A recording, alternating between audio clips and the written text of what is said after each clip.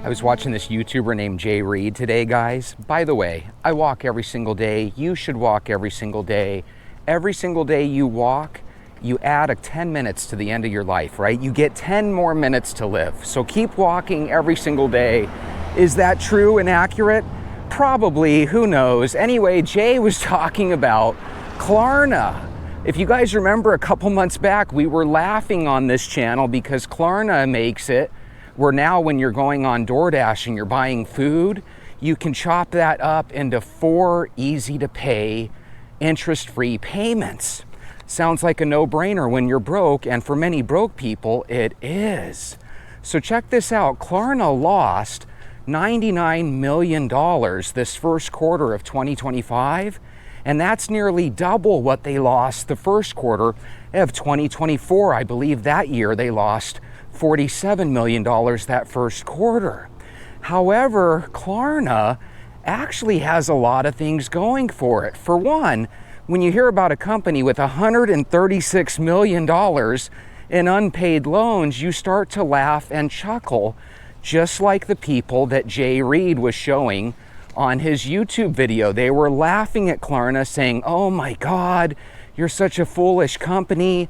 Do you think you can give people that are totally broke and don't have a nickel to their name, do you think you can give them an interest-free loan and not expect them to take a mile, or take advantage? You give people an inch, that old adage that they'll take a mile, right? Totally true. But then I started listening to how Klarna makes money. When Klarna charges you 0% interest and allows you to chop the prices of your products into 4 easy to make payments, what that does is it makes it easier for you to choose Klarna. Well, guess what? Klarna has over 724,000 merchants, and because all the products that they sell, where Klarna will actually let you make it in 4 payments, because of that scenario, it allows the merchants to actually charge more for their products. For each product that you buy through those merchants via Klarna, Klarna receives a 2 to 6% fee from said merchants. So right now, today, there's approximately 724,000 merchants across the world that will let you make Klarna payments. Now imagine this scenario. You've been a Klarna customer for years, since your college days. You absolutely love the freedom it gives you. You love the buying power Klarna gives you. So you decide you're going to take part in the Klarna debit card. This debit card allows you to use Klarna safely in whatever country you travel to. And then Klarna, just like a bank, makes money off the interchange fees. Now, I'm not sure exactly how that works, but I know that if there's money to be had and you have millions of loyal customers that love your service, you're gonna end up making a lot of money there. So imagine a situation where every day they add more and more merchants, making more and more 2 to 6% fees from those merchants. You've got a growing number of loyal customers. It's going to take them a couple years to weed out these non-payers. But think about how stupid the non-payers are. You've got basically a credit card that lets you buy stuff at 0% interest, and you're going to screw them over? So imagine they slowly but surely weed out these bad apples, and the only thing left is these really loyal customers that absolutely love buying stuff with their Klarna. I think it's kind of genius. The thing that makes it look silly is when they lose money, but here's the thing. Klarna is planning on going public. So what's going to happen is when people buy their shares, they're going to be taking away or paying some of that debt on behalf of Klarna, because they're going to be giving money that Klarna can use to pay off those debts. As they buy that stock, the stock will rise. And if you're a big fan of Klarna, you might just want to take advantage of being a stockholder, because you know how convenient it is. You can see the future. There's so many merchants with them now. You know how convenient it is. It looks silly because we look at it and we say, why would you want to give people that don't have the money to pay their bills, why would you want to give those people free money? Well, look at it like a second chance. You get a second chance to buy stuff when you no longer have the credit to use a credit card. I'm telling you, at first, I thought Klarna was ridiculous, but when you look at how they make their money and their long-term plan, Klarna might just be that stock that everybody dreams about getting involved with. So let me know down below, Venters, if all of a sudden Klarna is available, do you think you might want to invest in the stock right out the get-go? Because I have a feeling Klarna is probably going to be around for a long, long time. There's going to be expensive products that people are going to be wanting to purchase at 0% interest. So they're going to always have plenty of customers. They're going to constantly refine those customers to get the most loyal ones to stay with them. And they're probably also going to be cutting away with all those not so good customers. So all of a sudden in the future, it might not be so easy to get those Klarna payment options. Now, obviously, it's not 100% smooth sailing. With regards to their IPO going public, they do have a little bit of a hitch in their giddy up because of how many people are choosing not to pay back on their loans. But at the same time, they've got a surplus of over $10.4 billion. What's that mean, Jesse? It means that this $99 million that they lost, they probably had enough money saved up for a rainy day to cover these things. Also, isn't their game plan about taking a loss? They're buying products on your behalf. They get that recouped as you start to pay your bill. When you become delinquent on your bill, that's when they start to charge fees and interest. So again, people might just say, oh, I'm gonna just ditch out of this payment and be done with it. Well, that's all fine and dandy, but you're gonna get bill collectors that way, and you're honestly getting rid of a credit card that's kind of the closest thing to a free loan. So again, I think you're kind of stupid if you don't keep your Klarna account in good standing. By the way, I am not giving anybody any advice, but if you could have gone back in that first year, bought in Google stock, or bought in stock in Coca-Cola, or any damn Procter & Gamble, name a company. If you could have been first in line when you know it's got a long-term positive outlook, people are looking at it on the face value. You're giving poor people free money. Guys, poor people are eventually going to be successful in the future, and you could gain a lifelong customer. Is there a chance for failure? Of course. But is there a chance that Klarna ends up being a dominant company for the next 50 to 150 years? Yeah, I think so.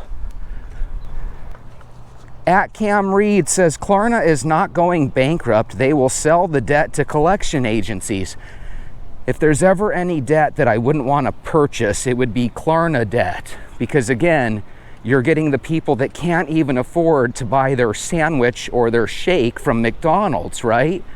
And now you're calling them, trying to hope that you can get them to agree to a payment plan, or that you can find out where they work so you can wage garnish them. Sounds to me like that's not exactly the most, sounds to me like that's not the most advantageous debt for a company to buy. Xerxes, the immortal one, says, making small loans that would cost more to collect on than to eat the loss. What could possibly go wrong? Well, you know, again, we're looking at it from our modern day glasses. What about in the future, if there is a such thing as universal basic income, And what if everything is set up on auto pay in the future? I could see people having their bills, including Klarna, coming right out of their universal basic income bank accounts. Who knows, guys? Again, we're looking at it from modern day glasses. You got to put on your futuristic goggles for this. There's 724,000 merchants that want you to purchase through Klarna. They're all invested in this, and it behooves them for this to work out. So if you have that many companies that are hoping this thing stays up and becomes successful, that might just be a way to get rich in the future for a lot of us. Dave Wayne 1217 says, no, Klarna is not filing bankruptcy. They are still healthy as a business. Dave, when I watched this Jay Reed YouTube channel, I was thinking that they were ready to file bankruptcy. And when you hear that some company loses $100 million this quarter, and that was twice as much as the $47 million they lost first quarter of last year, you can't help but think this company's going bankrupt. When in reality, this company's got so much money and so many merchants that are joining them every single day. I think this is one of those where we just have to say it's really easy to be naive and ignorant of what's going on. And while that could be true that Klarna is a dead duck, so to speak, I think there's also a chance that we could all be wrong, just like this YouTube video was, and that Klarna could actually be the Visa, MasterCard, American Express, and Discover of the future. Why would anybody want one of those Capital One 30% interest credit cards when you can just purchase from Klarna? Everybody knows how rich the credit card companies are. Why? Because they charge us an arm and leg in interest. What do you do to combat that? You get yourself a Klarna account. Why would you ever want to dick away your Klarna account? That's a 0% loan. You're not gonna want to. People, even dumb people, know that you'd rather have 0% than nothing at all, because if you lose your Klarna account, you're probably not gonna qualify for a Visa or a traditional loan anyway. A2 The Low says Klarna had to know that they had no collectability power. They basically gave money away for free. This is so bizarre. It really is. If I have $10 billion in my pocket and a $100 million bill flies out, everyone says, oh my God, that guy's gone broke. Guys, they have so much money invested in this, and so many merchant accounts, and so many smart people that are already 2 or 3 moves ahead of us. I think this is one of the reasons why the rich stay rich and the poor stay poor. Yes, there's always going to be somebody that when you give them an inch, they're going to take a mile, right? It's always going to happen. But I'm telling you, when you're looking at like what stocks are like, you know, if you could have guessed how popular Coca-Cola would have been when it first came out, if you could have guessed that Google was going to be that company, right? If you could have made those moves, would you have, if you could go back, would you buy that stock when it was pennies on the dollar compared to what it is now? Just like Bitcoin, right? When it was, $2,500, do you wish you could have gotten it there? Whereas what, now every now and then you hear that it's at, 80,000 and 100,000. If you would have gotten in at the ground floor, how rich could you be? So again, while all the people are thinking, what a sucker company, there's probably some rich people saying, I can't wait to get a hold of this stock. It's so funny. Whatever the masses are doing, do the opposite, and you've got a chance to really come away with some success. Think about it. Nobody goes out there and says, I want to be like the 95%. No, you want to be like the 2 or 3% that find a way to jump on these opportunities. Now, does this mean that you take out a $100,000 loan so you can buy Klarna stock? No, you don't want to do stupid things. It just simply means if this stock comes out and you've saved up a couple pennies because you're not wasting your money, you might be able to buy some stock pretty cheap and then make a game plan to buy it consistently along with other things for your portfolio.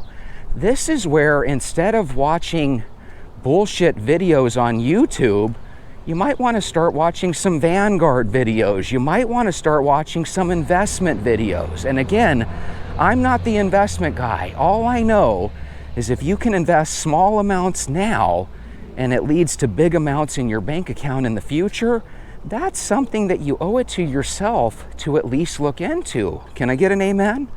Nicole Preister, 8525, says, Klarna helped me pay for 3 vacations, and I paid them all off in record time, no interest. I really feel these apps give us a second chance.